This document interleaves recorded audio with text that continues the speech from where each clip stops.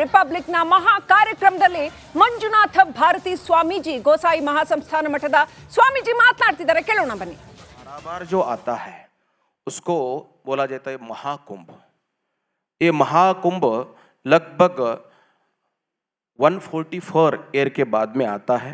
मेरे ख्याल से हमारा जो अभी यो 12 मतलब जो महाकुंभ जो हुआ है ये एक ही बार होगा एक आदमी का, क्योंकि 144 ईयर के बाद में हम नहीं रहेंगे, नहीं हो सकते. इसलिए हम लोग पुण्यवान हैं, ऐसे हम समझते हैं. और दूसरी बात ये रही कि कुंभ की जो व्यवस्था है आज की, जो अपने योगी आदित्यनाथ जी सरकार जो किया है वो अलौकिक कार्य किया है. मैं समझता हूँ कि योगी आदित्यनाथ जी का ये जो कार्य है वो सनातनियों के लिए, भारतीयों के लिए उतना ही नहीं, जो भी मनुष्य है सब मनुष्यों के लिए ये जो कार्य हुआ है वो महत्व कार्य माना जाएगा. क्योंकि वहाँ की जो व्यवस्था है वो व्यवस्था शब्द से नहीं बोल सकते. लगभग मैं देखा हूँ लगभग 20 दिन वहीं था. 20 दिन तक ऑलमोस्ट पैदल ही घुमा हूँ, अपने पाँव से ही मैं घुमा हूँ. हर एक सेक्टर में वहाँ पे जो 30 सेक्टर जो बनाया गया है 30 सेक्टर में पैदल ही घुमा हूँ.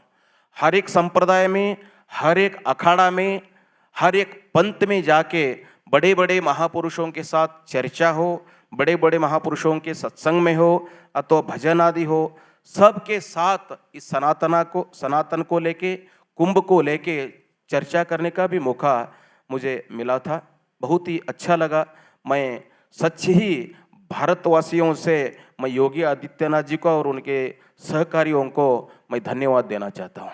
बिल्कुल, मुझे लगता है कि आपके इस जवाब के बाद जो बहुत सारे लोग जाने का मन बना रहे होंगे वो और उत्साहित हो जाएंगे.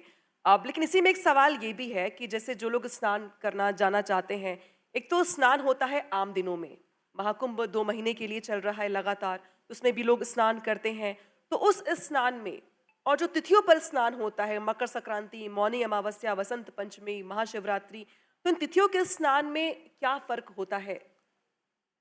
देखिए, हमारा भारतवर्ष में समय की प्रज्ञा को लेके समय को बहुत ही महत्व दिया गया है. जैसे हम जो बीज खेती में जो बीज डालते हैं वो बीज यदि हम लोग बिना पानी के समय डालेंगे वो बीज आएगा नहीं, फलित नहीं होगा. जैसे वसंत ऋतु में ही क्यों ये वृक्ष सब फलीभूत होते हैं, वो क्यों अन्य ऋतु में नहीं होते हैं? इसका मतलब है कि हर एक समय को देश काले च पात्रे च तद्दानम सात्विकम स्मृतम, उस समय का भी बहुत ही आम रखता है, प्रभाव पड़ता है. इसलिए वो संक्रांति हो, महाशिवरात्रि हो, मौनी अमावस्या हो अथवा एकादशी हो, उसमें भी वैकुंठ एकादशी हो, इसको हमारे ज्योतिष शास्त्र में बहुत ही अपना एक महत्व बताया गया है. हर एक व्यक्ति का तो हर एक समय का जो ये होता है महत्व होता है वो बहुत ही अच्छा होता है. जैसे अमावस्या अलग है, पूर्णिमा का ही महत्व अलग है, एकादशी का महत्व अलग है. इसलिए उस समय का जो संदर्भ होता है उस कालावधि में स्नान करने का एक पुण्य विशेष करके फलीभूत होता है. ऐसा हम और आप लोग तो कहते ही, लेकिन ये हजारों साल पहले ऋषि मुनि ने उसका अनुभव करके, प्रत्यक्ष अनुभव करके उसको लिखा हुआ है. इसलिए उसको डाउट करने का, संदेह तर्क में कोई महत्व नहीं रखता है. महाराज जी, सवाल ये भी है, जो लोग ज्यादातर पूछते हैं कि जो एक गृहस्थ आश्रम वाला व्यक्ति है, परिवार वाला व्यक्ति है, जो बाकी कर्मों से भी अपने निवृत्त हो रहा है, कर्मों में है, नौकरी पेशे वाला है, बाल बच्चे हैं, परिवार वाले हैं, उनके स्नान में और साधु संतों के स्नान में क्या फर्क होता है? क्यों ऐसा कहा जाता है कि संतों का स्नान इस दिन होगा, इतने बजे से होगा, या जो अखाड़े स्नान करते हैं उनकी तारीख अलग होती है, समय अलग होता है, ऐसा क्यों? देखिए, तारीख तो अलग नहीं होती है, तारीख तो वही होती है, समय अलग हो सकता है. समय क्यों अलग हो सकता है? क्योंकि जितने करोड़ों लोग, अभी अमावस्या के दिन में मैं सुना कि लगभग 10 से 12 करोड़ लोग वहाँ पे स्नान किए हैं. ಕುಂಭದ ಮಹಾಪರ್ವ ರಿಪಬ್ಲಿಕ್ನ ಮಹಾ ಕಾರ್ಯಕ್ರಮದಲ್ಲಿ ಮಂಜುನಾಥ ಭಾರತಿ ಸ್ವಾಮೀಜಿ ಗೋಸಾಯಿ ಮಹಾಸಂಸ್ಥಾನ ಮಠದ ಸ್ವಾಮೀಜಿ ಮಾತನಾಡ್ತಿದ್ದಾರೆ, ಕೇಳೋಣ ಬನ್ನಿ. बार जो आता है उसको बोला जाता है महाकुंभ. ये महाकुंभ लगभग 144 ईयर के बाद में आता है. मेरे ख्याल से हमारा जो अभी वो 12 मतलब जो महाकुंभ जो हुआ है वो एक ही बार होगा एक आदमी का, क्योंकि 144 ईयर के बाद में हम नहीं रहेंगे, नहीं हो सकते. इसलिए हम लोग पुण्यवान हैं, ऐसे हम समझते हैं.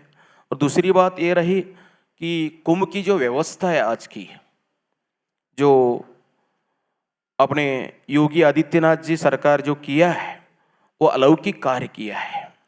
मैं समझता हूँ कि योगी आदित्यनाथ जी का ये जो कार्य है वो सनातनियों के लिए, भारतीयों के लिए उतना ही नहीं, जो भी मनुष्य है सब मनुष्यों के लिए ये जो कार्य हुआ है वो महत्व कार्य माना जाएगा.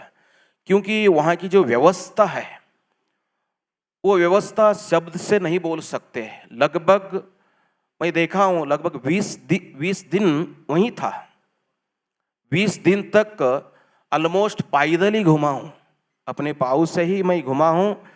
हर एक सेक्टर में वहाँ पे जो 30 सेक्टर जो बनाया गया है 30 सेक्टर में पैदल ही घुमा हूँ.